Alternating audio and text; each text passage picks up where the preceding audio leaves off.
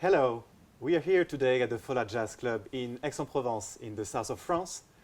We are filming for Philius Jazz Archive at Hamilton College, and I'm delighted today to welcome Pierre Boussaguet. Pierre Boussaguet, hello, how are you doing? Fine, great. And you? Fine, thank you. Well, before to start things off, I just wrote down the short list of musicians you worked with during your career, and I'd like to enumerate some of them. There's Milt Jackson, Harry Edison, Clark Cherry, Johnny Griffin, Tommy Flanagan, Phil Woods, Bob Berg, Luden Alson, Hank Jones, and it goes on and on and on and on. What an impressive list. You must have so many memories working with all those giants of jazz. Yes, of course. And I would say that I'm young and old at the same time. What I mean is that when I started at that time, when I started to be really just crazy banana about jazz, the only thing we had was records, LPs, and tapes. That was it. And especially being from the southwest of France, there were no jazz school. There was maybe at that time, when I moved to Paris in '85, they started to have one jazz school over there. So it's just to describe the... So in other words, whenever each of us, we wanted to get some information, I would say that the talent was to have the nose and to know who to call and where to go, take the car and drive to speak to that one person. He's got that record by Duke Ellington, or he knows about that tune. That was the trick. Now today it's the other way around, which I'm not criticizing, I'm just observing it, and I keep saying that to all students. I believe that talent today is to select information, because way too much information. So the goal now is, I would say, if I was 20 years old today, it's to have the discipline to say, do I really need that and that and that? And because you need at some point to focus on one thing. So, and to answer your question, to me the jazz school was to be in a cafe, to be on a train, to be driving, to be on a road for 5 hours per day. And that's where you hear all those stories.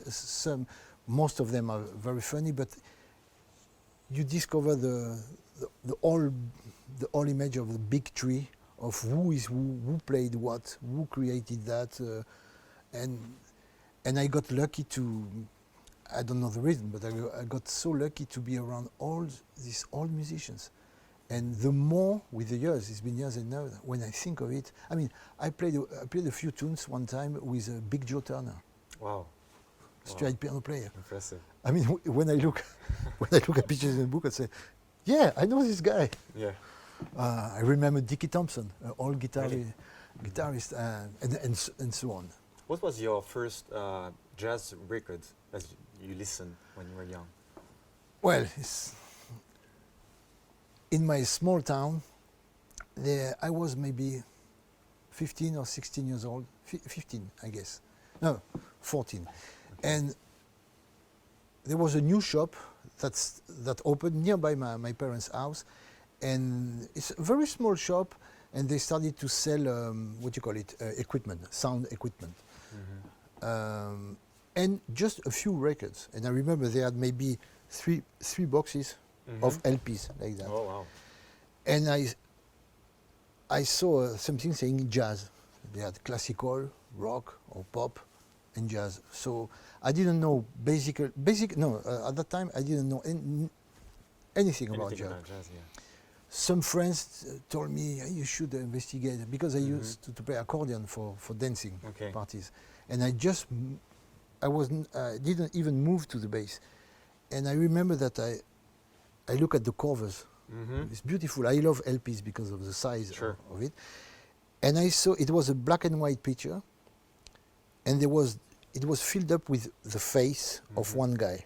That guy was Harry Sweets Edison. Yeah. And I remember I went to the cashier to cash the record, and the guy told me, he said, wow, you buy this record, do you know it? I say, I have no idea what this guy, what kind of music he plays.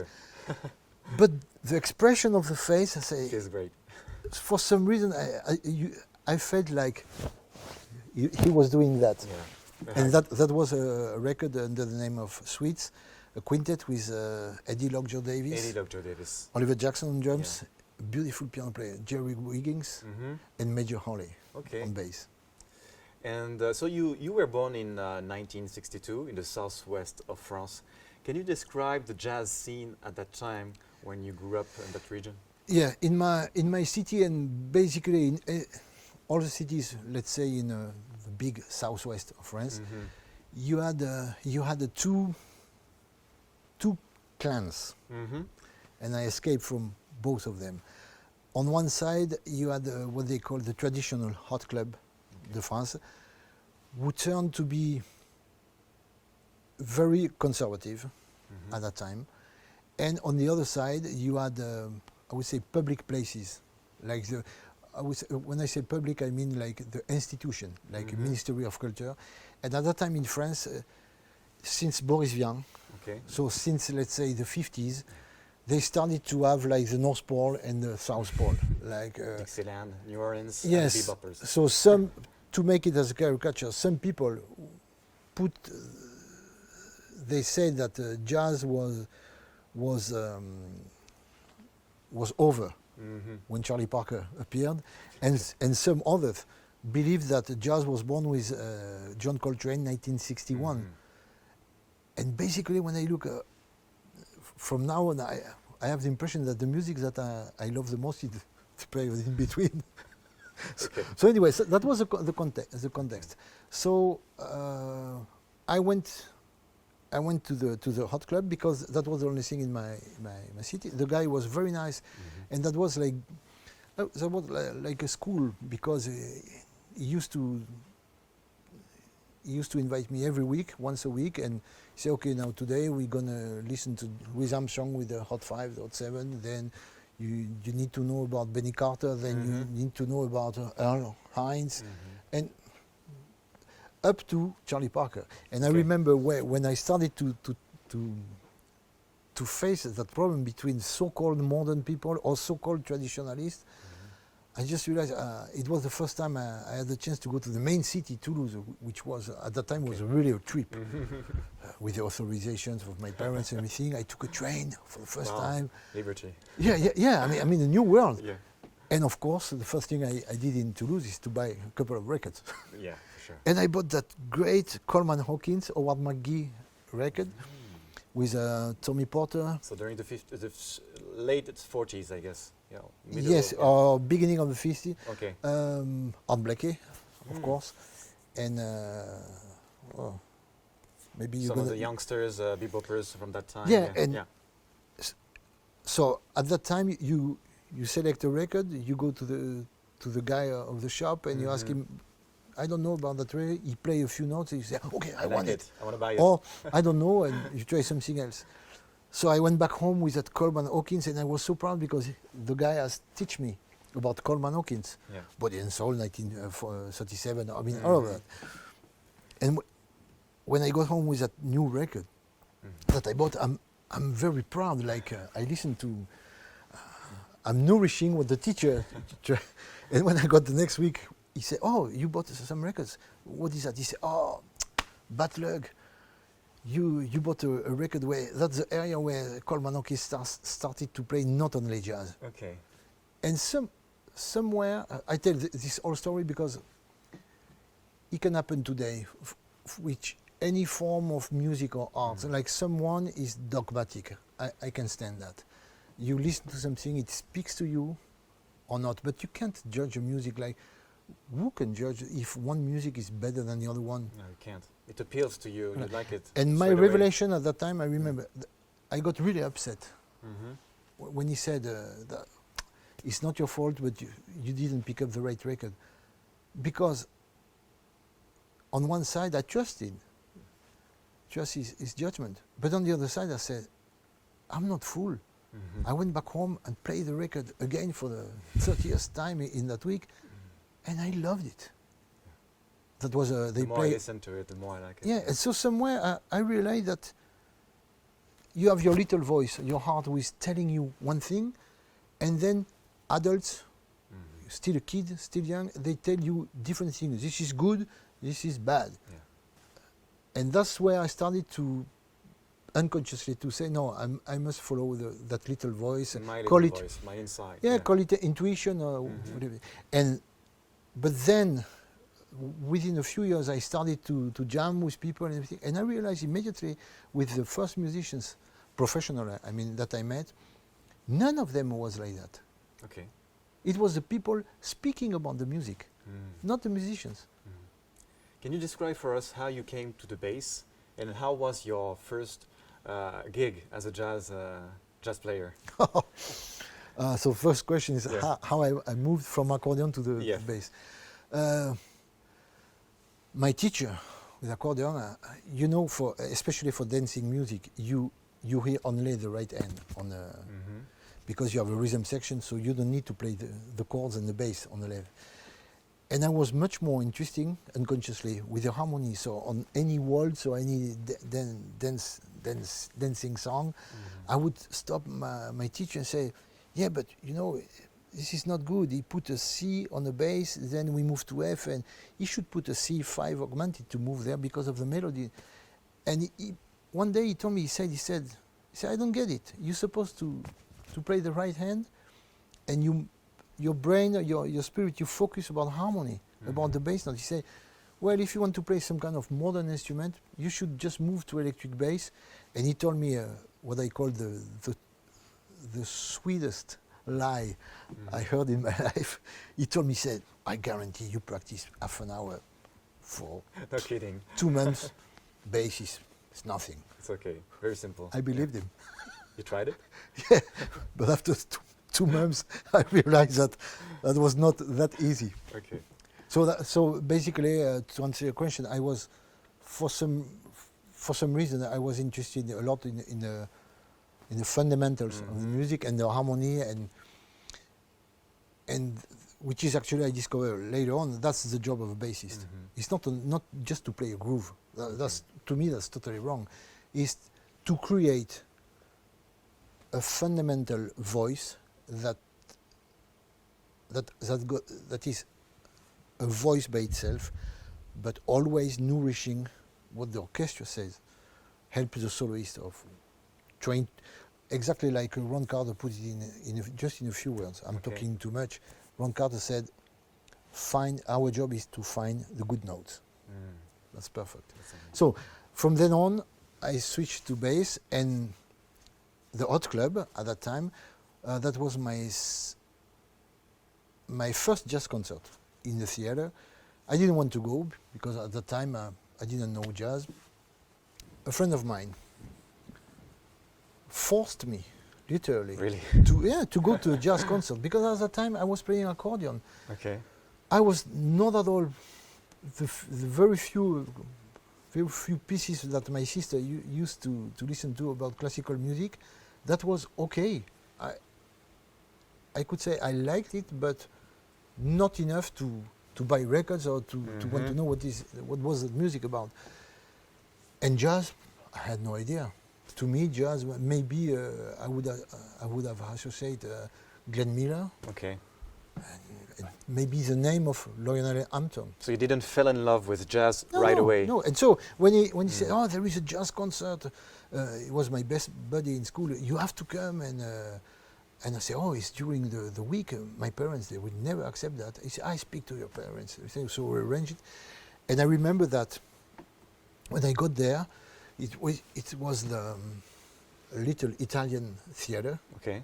Which I'm in love with that, and what I like is that Italian theater, instead of having the people from the stage going far, because of the balconies, you have everybody. So just in front of you. Yeah. So you create, to me, you created some kind of a ball proximity. Of energy. Yeah. And so anyway, the master of ceremony for that concert, that was the boss of the Hot Club there. He said, "Okay, tonight, ladies and gentlemen, welcome. Please welcome on the drums, Mr. I remember the name, Mr. Bill English." From backstage, I see a gentleman, sitting up, taking a bow, picking up a pair of sticks, and he started. Mhm. And then while playing the hi-hat, Mhm. the guy announced he said on bass, we have a gentleman, his name, please welcome, Mr. Jimmy Rouser, never heard of. And I see this big guy with, I noticed that detail, I loved it. He had red leather shoes. Wow. To me, wow, that's hip. I never see shit Okay. like that. And I remember he picked up the bass, plug on, Okay. turn on the amp, Yeah. and I remember the bass line he played. He played dun dun dun dun dun dun dun dun dun dun dun dun Okay. dun. Walking bass. Yeah. Yeah, and I for some First reason time I you don't heard know, the double bass. the Yeah. brain, the heart, it knocked me down. Mhm. And my friend at that time told me years ago, he said, you just grabbed my hand, that I don't remember, and you said, Wow. this is what I want to do. So that was That was my pretty my strong. Yeah. And the piano player, I forget. From how them, could- you that knew was- that you wanted to play double bass. No, and from that trio. Okay. He From that tune. introduced the drummer, Bill Mhm. English, Jimmy Rouse on bass, and the piano player was leading the trio was Ray Bryant. What years was that? Do you remember? In the Uh, 70s. 1980, 82 maybe, Okay. 81, 80. Mhm. Oh no, I would say 1980. Okay. And then later on, I had the chance to play a few times with Ray Bryant, Wow. and of course I told him that memory, and his conclusion, very smart. He said, Mhm. we were hanging out with a couple of musicians. He said to one of his colleagues, he said, you see, it doesn't matter where you're playing. You could be in a big stadium. You could be in a very small tiny joint. Small venue. Yeah. You have no idea of who is Who is in the audience? who is in the audience listening. Mhm. Yeah. So that's why you have to be focused on the music. For sure. In my list, I didn't mention one particular musician that you worked with for several years that you really admire. It's Ray Brown. And I know that the owner of this place, Jean-Paul Arturo, gave you an advice in the 80s to maybe work with him. And so he's part of your relationship. It's his fault. So this is his fault, yeah. So actually what happened is that I remember I played a concert in a jazz festival in the middle of France in a city called Clermont-Ferrand. Mm-hmm. And the jazz director, the director of the festival, that night we were hanging out, after the concert, and he said, wow, for some reason, why don't you propose Ray Brown to play some duets with you?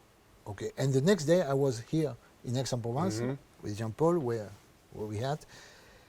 And at the end of the night, he told me the same thing. And then the next day I went back to Paris, and a third person told me the same thing. And I said, it's too much. It's too much. So I dared, I knew Ray at the time, but I dared to call him. And he was coming to Paris a few days after that. And I said, Raymond, I used to call him Raymond. I said, Raymond, I've got to ask you a question. I said, but please don't be mad at me. He said, no, what is it? Go on. And I told him that, it's been 3 guys who told me that we should do something with 2 basses.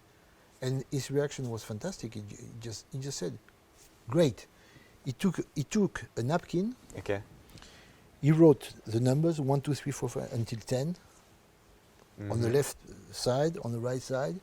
He put PB, he put RB. Okay. Then he cut the paper in 2, napkin, and he said, okay, you pick up 10 tunes and you arrange them for 2 basses, and I do so. As a young musician, it should be I the most was on the floor. amazing advice. I mean, yeah, and this is such an unusual, gig to play with two double bass. So And for him to accept it, it's unbelievable. It's not easy to talk about yourself, but Ray was a super person in terms, not only a musician, but As a person. as a person, very smart. Mm.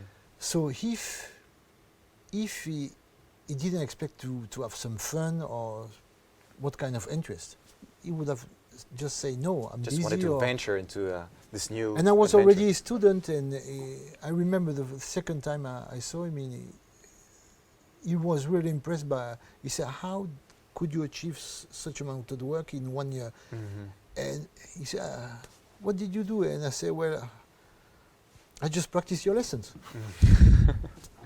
What did you learn with him? I mean, working with him and doing 2 albums with him as a bass player and as a humankind. What did I learn? Of course, which is very so rare, what you mentioned, is that when you are a bassist and you play with another bassist, no matter what, you find a common path. Mm-hmm. And basically, with such a personality and such a talent like Ray, the path was already done. So unconsciously, it's like if you take a ski lesson, you just path where the monitor is passing. Okay, you follow the path. Yeah, but year after year, week after week, doing that unconsciously, this path start to become so natural. Mm-hmm. At that time, I didn't realize that. It's years after, I said, wow, I got lucky. I mean, it's like if you would be a piano player and you play duet with Hank Jones, That's insane. or Tommy Flanagan, or whoever you want, and you play every day for 2, 3, 4 hours, and you do that for months. I mean, and at you some were touring point, in Europe. you don't even think about where should I place the beat, where you just go, and it becomes natural. So I learned that. But many other things. Ray was very also trying to educate about, I would say today, the business side of things. And not being a musician, and taught you about how to... But not in terms of negotiation or stuff like that, but just to... one time, I will put it this way, one time we had an argument. And at some point, I faced him and I said, but what do you expect from me? I said, I heard you keep repeating that. I know what you're talking about, so tell me what should I do? And he cracked up laughing and he said, with his cap, he just banged me on the shoulder. He said, I'm trying to help you, you and young musicians. I don't want you, all of you guys, to do the same errors than we did. To be ripped off about, Exactly. And wow, that's such a gift. And that's being so intelligent. That's true. See, I don't want you to wear. He learned me a lot of things. For instance, one time we were driving. I was doing the driving, then playing at night, then dealing with the contracts, with everything.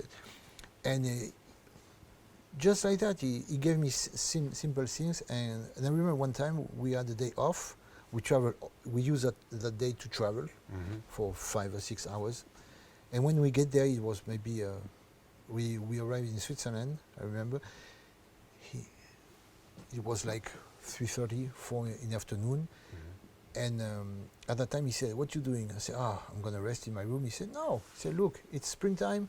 Come on, let's have a drink. I said, a drink? At the time he said... It's not too early. No, he said, this is your day off. Okay, to enjoy it. Yeah. You've been working hard for the past 10 days.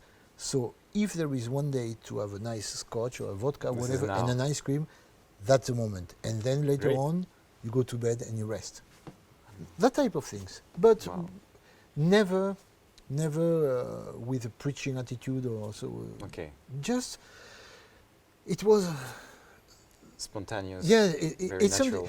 It's like today, most of the knowledge, you can find everything you want in a book, which I'm not against. It's great. We didn't have information. Today, you can have it. You can have it. But what still you need is being around the people. Recording with Ray, I was very observing the way he arrives to the studio, what he does. I noticed that he didn't drink tons of coffee, or he didn't smoke tons of cigars before recording. Very professional. Yes, and all of these little things, that's the way to deal with it. Okay. How to read music. So you learn by his behavior as a daily exactly. life, Okay. Talking about your discography, there is one particular album that I really like, It was released in 1998. It's called Charme. Oh, I like it very much because you're playing with Hervé Célin and Alvin Quinn, the Yeah. trio. Yeah. You performed a lot in the 90s with especially Alvin Quinn. yes. There is a My big brother. a video on YouTube. You're playing with Clark Cherry and Dado Moroni. Yeah. He's swinging fantastically. And yeah, I like these concerts particularly. And on this record, there Me is too. You too? In this record, you can really feel the chemistry between the three of you. And in one tune, Sister Jones, Yeah. you are kind of humming and scatting the notes while you are performing the solo. Oh, okay. And this is a kind of tradition like from the 40s. Slam Stewart used to do it with the archer. So I was wondering, in this album, was it spontaneously? Did it came out? That was Did you totally- plan it? No, I didn't plan it. Sometimes I can't describe it. There is not a concept. Sometimes when I play a solo, I might suddenly be feeling like if I am leaded by the voice. Okay. So I can sing.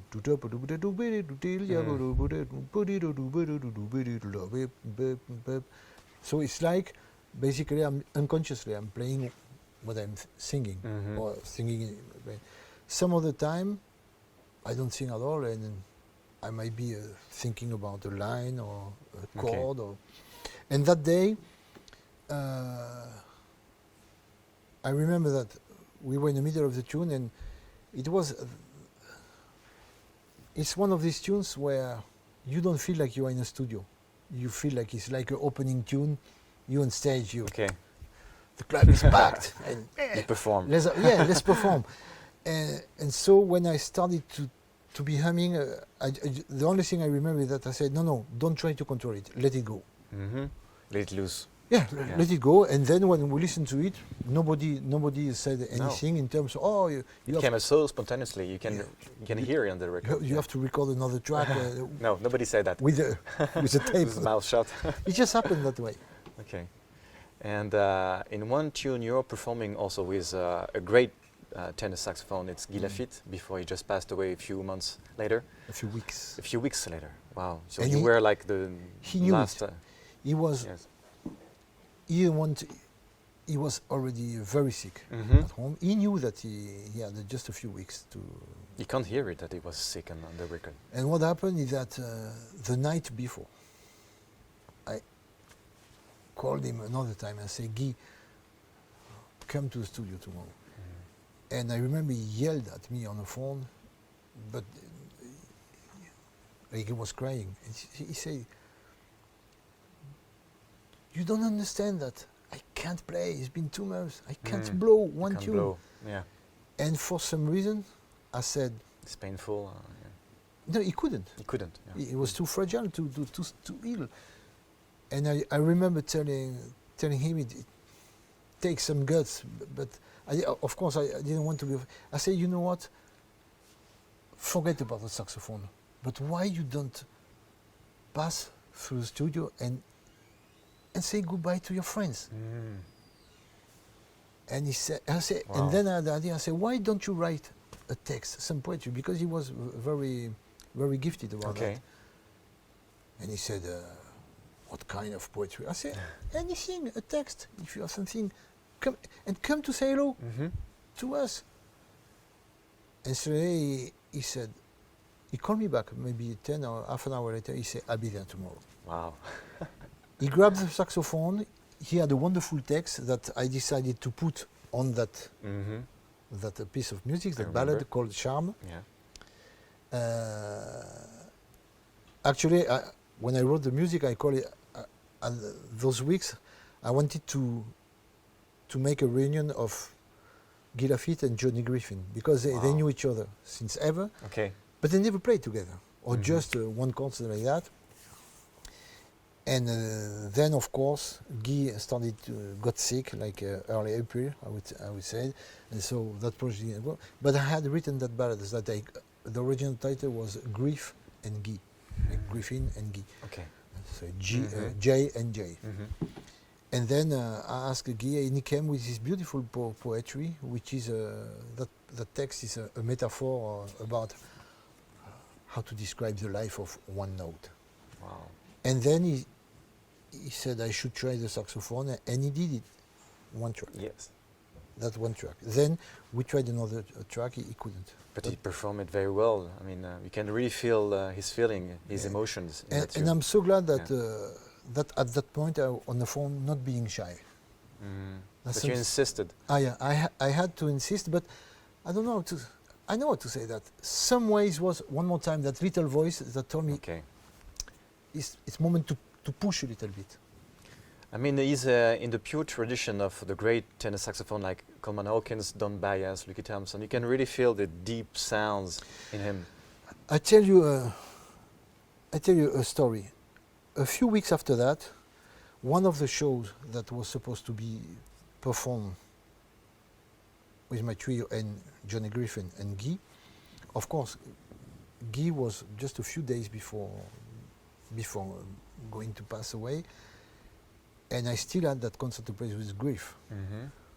So I remember it was nearby his house in the west part of France.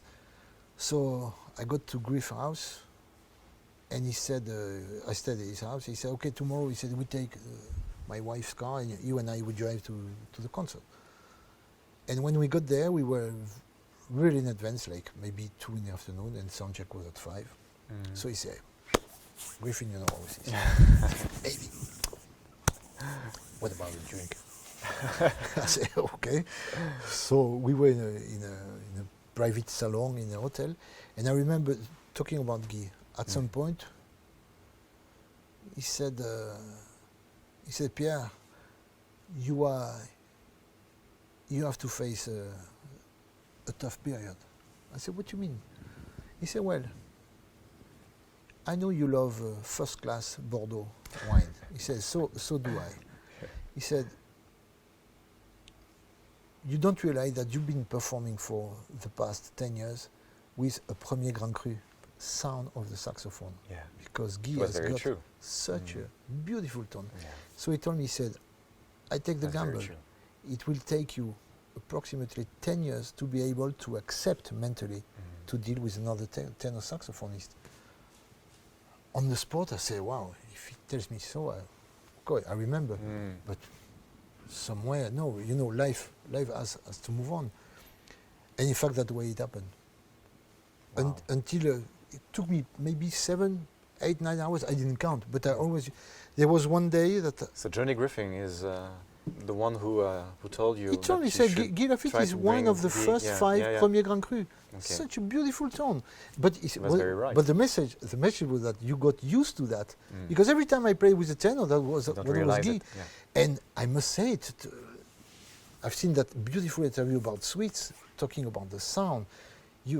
All these cats, I would say these cats, that's the word we use, but to me, all these masters, the force, and I'm not a traditionalist, I'm not avant-garde, I'm not into their own sounds. You play 2 notes. You know if it's Yeah. Johnny Hodges, if we talk about alto. You know if it's Art Pepper, if it's Phil Woods, Charlie Parker, That's true. Cannonball Adderley. I mean, all of them. Yeah. And with Guy, you hear that just that one note. It's not even important the note he's playing. It just It's, the feeling, the emotion. Yeah, it's the very the tone. He's that was using the is story. very very deep. Yeah. You worked also with people working for soundtracks on movies and films like Michel Legrand. I'd like to tell a few words about Michel. How was your experience working with such a great composer? Amazing. And actually, I'm trying not to explain, but I'm trying to, like everybody, things are happening in a life. And personally, just for myself, I'm trying to understand, to put some sense on it. Not necessarily to explain it. Do we have the explanation of life? It's a big gamble. But I started, first of all, because of Ray Brown, I started to work with this amazing composer, arranger, orchestrator, person, Lalo Schifrin. Yes. And the way it happened that I remember was home, Ray Brown called and said, so when you're young and the phone is ringing, it's Ray Brown calling you, already, Wow. it's already a day of celebration. For sure. Yeah. So I said, so Raymond, what's up? He said, yeah, get your book. I said, okay, 1 second. He said, are you free July, these days? I said, yeah, I am. You'd be working with Lalo Schifrin. No, he didn't tell me that. He said, okay, could you hold this 3-4 days, and I'll call you back in about maximum, give me 1 week. That's a surprise. And I said, that was Nothing it. more. And then he told me that I was to work with Johnny Griffin, and I remember he said, oh, by the way, he said, one question, how is your reading? Wow. And I started to say, pressure on you. that was it, that was the challenge. Okay. And so everything went very, very greatly with Lalo, and then for the past 10-15 years, Lalo called me regularly, and we became good friends. We still communicate. It's amazing person, him and his wife, Donna. But if I mentioned him before Michel, it's because if I had not worked with Lalo Schifrin with Lalo, before? Yeah. I don't think I would have been able Okay. to work with Michel. First of all, to have some sense of dealing with an orchestra. And then, so specifically about Michel, it has been 10 years of, most of the time, always a challenge, but I would say a fantastic,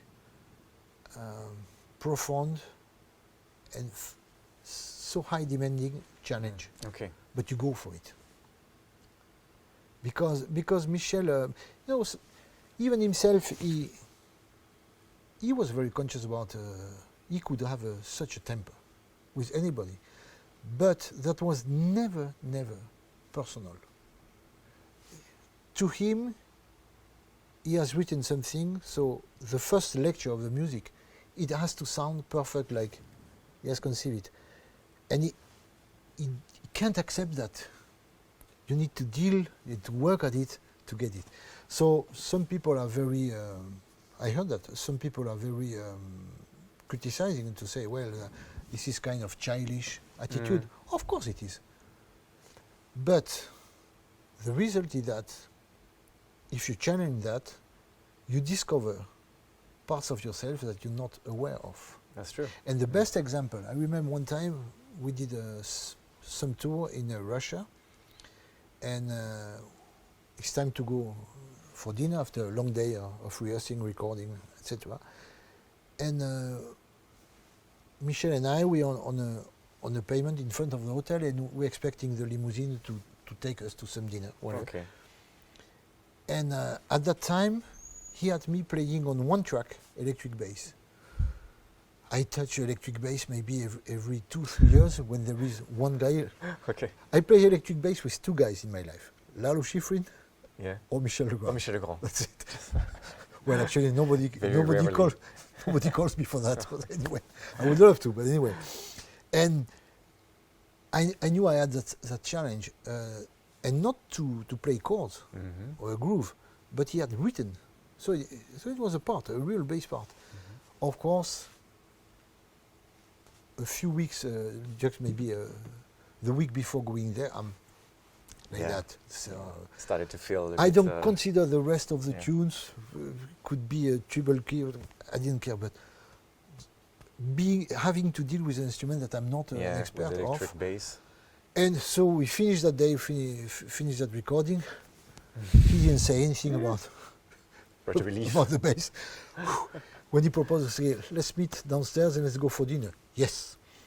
And we walking on the pavement, and I say, Michel, I want to thank you because I couldn't imagine that one day I could be in Moscow, Russia, sightseeing a bass part on electric bass. You know what was his answer? He said, you got it wrong. He said, the only thing you have to get from this experience is that if you did it for me, it means you have it into you. That means that you can do it. Mm-hmm. Yes, That was his that's very generosity. profound, yeah. Around this period, you also went into publishing a bass learning methods also, and so I'd like to know what brought you to publish a method for the bass players. It started very early, and I don't, for some reason, I was maybe, at the time, whenever I had a chance to have a lesson, like with Ray or with Jimmy Woody in the beginning, of course I took a piece of paper and trying to memorize what the person has given to you. So, okay, so basically we spoke about that, okay, you take notes. And then it became an habit to whenever I would get a lesson from somebody, or I would give a lesson when I started to have a few students, or I will be witnessing, like if you are a bass teacher yourself and you have a class in the conservatory, and it happened to me a few times, you invited me as a guest to observe the way you're going to solve a problem for a student, the way a student will react to it. I would take a note of it. And one day, it was in 2008, I think. It was like I had a few weeks off, early summer, and I found that box filled up with notes. And just for myself, I decided to put them in order. Okay. And little by little, but I knew, for some way, intuition, I knew I wanted to accomplish that book. And when the book was issued, in fact, to me it's a continuation of a Ray Brown bass book. Yeah. Because any question I didn't understand into his book, I forced myself to try to find an answer. And with the years, I realized that as a caricature, we spoke about that. Ray didn't know about my bass book because at that time he had gone already, but we spoke about that. And we spoke about his book, and he said, you know, I did it pretty fast.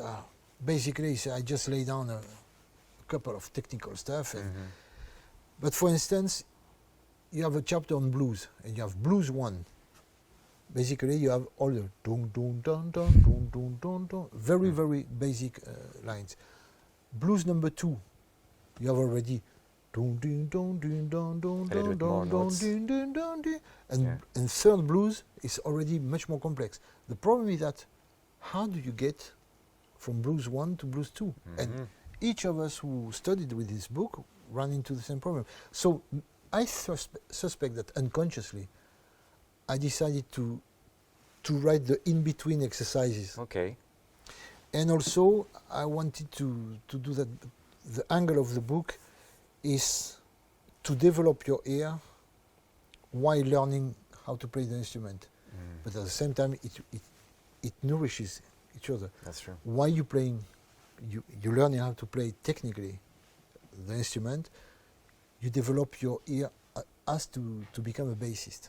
So this is not a book to become a super soloist. This is a book about to be a bassist. Because my first teacher, classical teacher, told me that the first lesson, he didn't know anything about jazz. It was just classical. But he said... Was it Jean Gros? Jean Cross. Jean Cross. Amazing guy. Yeah. 82 years old. He told me, he said, before we proceed for the first lesson, you have to be very careful and to answer yourself this question. Do you want to become a good bassist, or do you want to play greatly bass?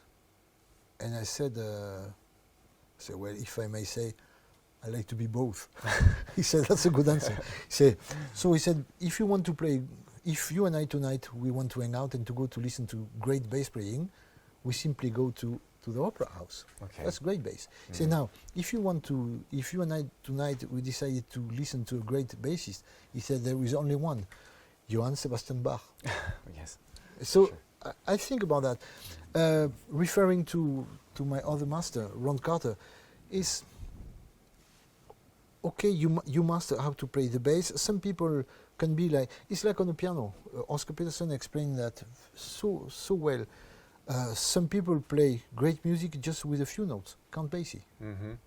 Oscar for some reason, he's got more to say. But the point is that the artistry of someone is not the quantity of the notes, it's what you say. And for a bass line, it's the same.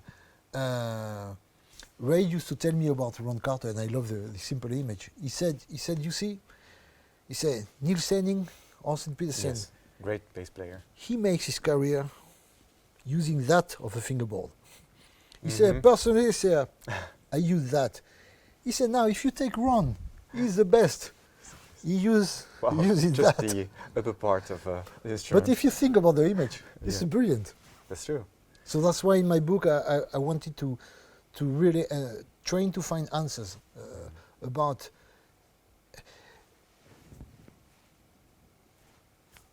what I miss also is that I grew up with all these count bassist records, and especially I wrote about that. When you listen to any bassist playing with the orchestra, in bassist band, the bass line is not a bass line. It's like a counterpoint voice, which still has the function of a bass line.